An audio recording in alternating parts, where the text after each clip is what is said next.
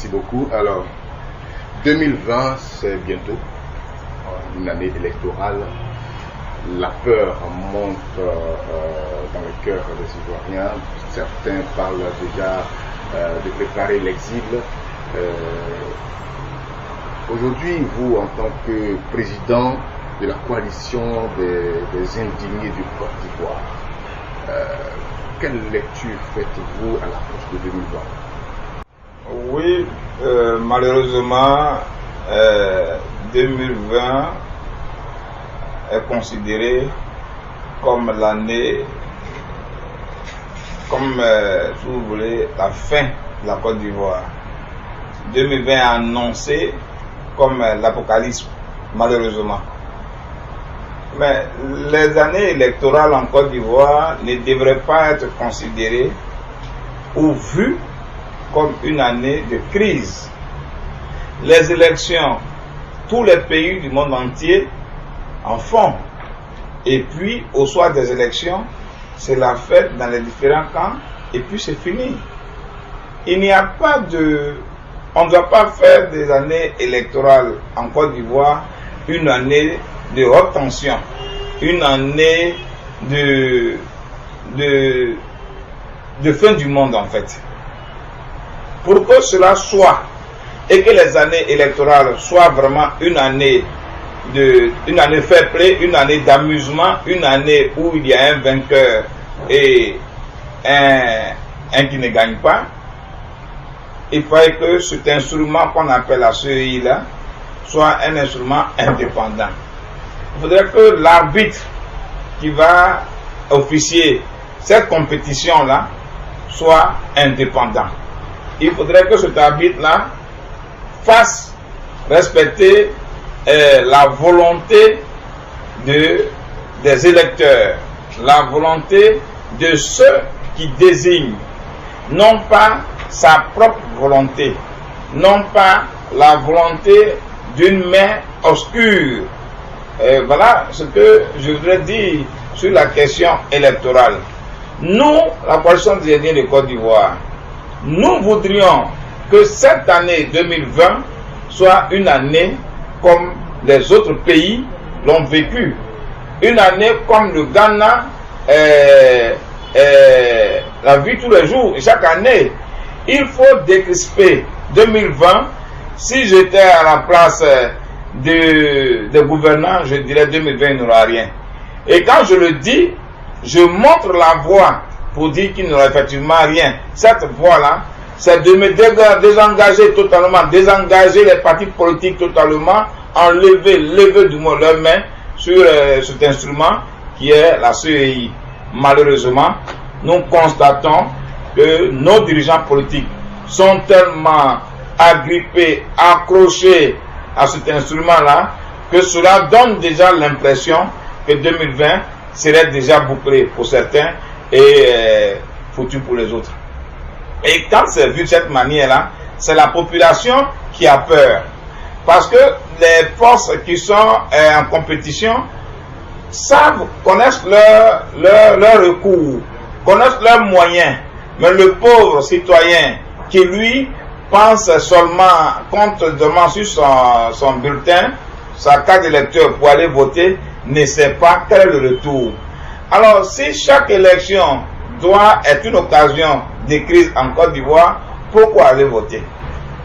Alors, vous parlez de la commission électorale indépendante. Le président de la commission de l'Union africaine a fait une sortie en disant que le gouvernement a fait beaucoup d'efforts. À vous entendre, on a l'impression que cette commission pose encore un problème. À ce que je sache, la décision de justice qui a été rendue n'est pas une décision du président de la commission de la Cour africaine. Ça a été une décision d'une branche judiciaire de l'Union africaine.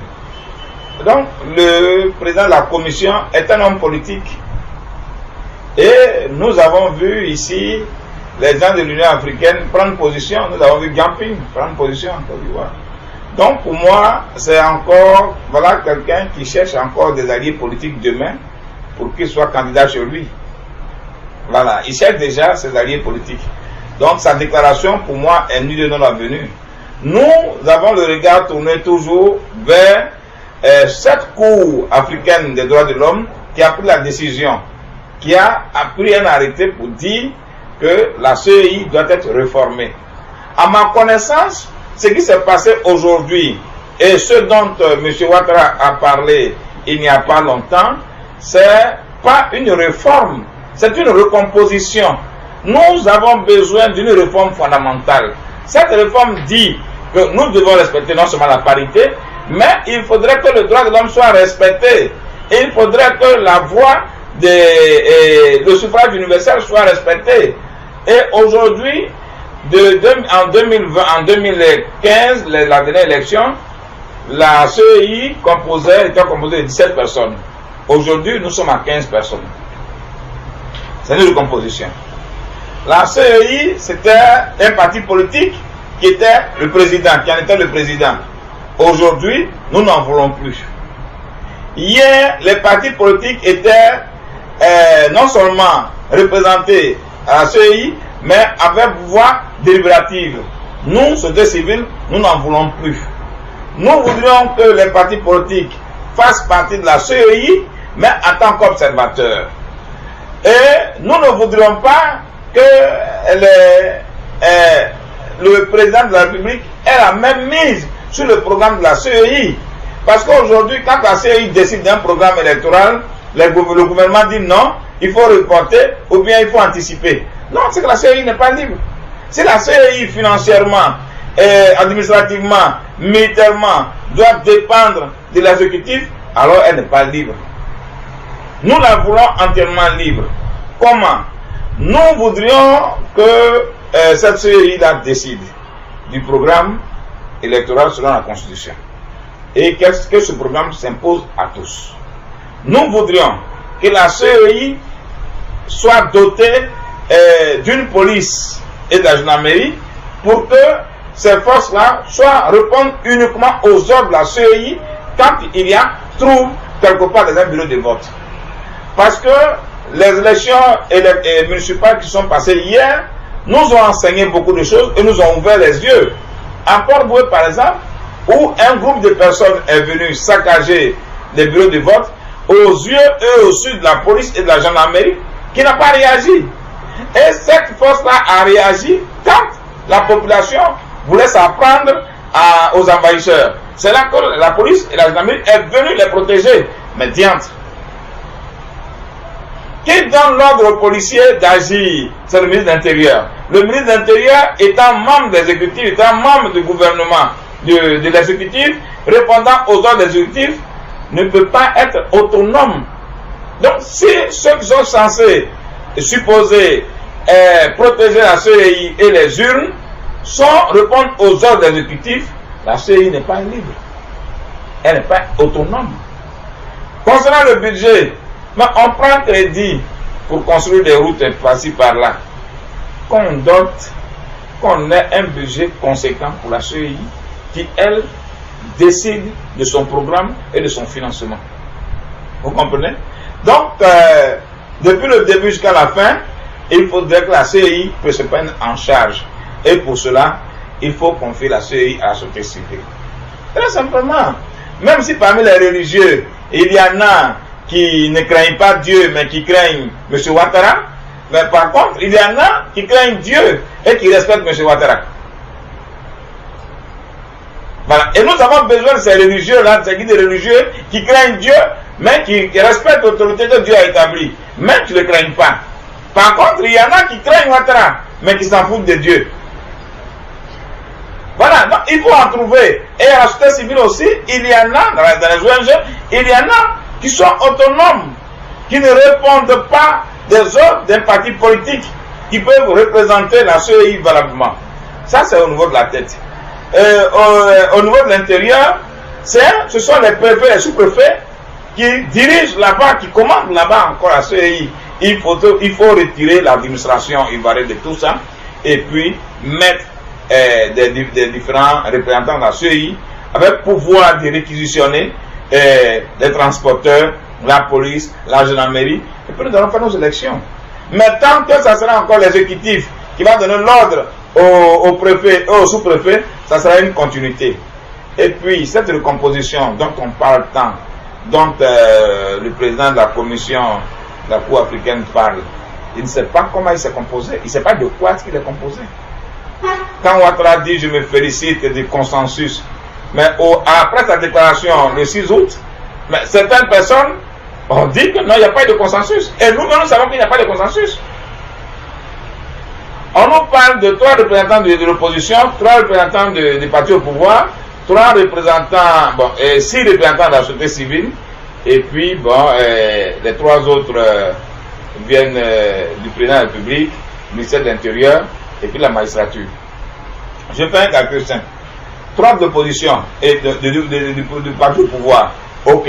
Mais les 3 d'opposition, ce sont lesquels? Quels sont les partis d'opposition en Côte d'Ivoire qui comptent? On nous parle d'Henriette Lagou. Elle compte combien de personnes? On nous parle d'Henriette Lagou. Elle parle combien de personnes? On nous parle de la LMP dirigée par le professeur Apia. Et ses membres, ses militants sont où? Et maintenant de M. Afi N'Guessan, qui hier avait décrié le manque de consensus, qui aujourd'hui, après une discussion avec M. Ouattara, dit qu'il est d'accord. Mais si c'est pour que chacun vienne discuter de son poste à la CEI, c'est pas ça que nous avons besoin. Donc ces 3 personnes-là, puisque M. Afi, selon sa dernière déclaration, aurait eu un accord avec M. Ouattara, mais si l'accord s'est entre lui et M. Ouattara, voilà, et en 2015, il était candidat, il a approuvé, il a envoyé quelqu'un, il a désigné quelqu'un à CEI. Si c'est de ça qu'il s'agit, nous disons, c'est pas de ça que nous voulons. Nous voulons d'une CEI qui va regrouper toutes les forces vives, en laquelle tout le monde peut se reconnaître. Vous comprenez? Voilà. Donc ces 3 partis de l'opposition sont déjà apparemment d'accord avec M. Ouattara. Mais s'ils sont déjà d'accord avec M. Ouattara, et le parti au pouvoir a déjà 6 personnes. Voilà. Eux, ils leur alliés. Concernant le représentant de la République, concernant le représentant du Premier ministre et le représentant de la magistrature suprême, ça fait 3. Donc ça fait 9. Et les 6 de la société civile, qui sont-ils? Nous sommes la société civile aussi. Nous parlons depuis, nous décrions ça depuis. Pourquoi on n'ose pas nous introduire? Pour qu'il y ait un débat. Mais ils savent, la société civile, qu'ils invitent. Mais les 6 de la société civile, il y a le GEPAD, il y a l'APDH, il y a Tournons la page, ceux-là qui ne veulent pas entrer, qui ne veulent pas désigner des gens. Donc s'il y a 3 qui sortent, il reste 12. Les 12 sont acquis à la cause de M. Ouattara. Il n'y a pas d'égalité.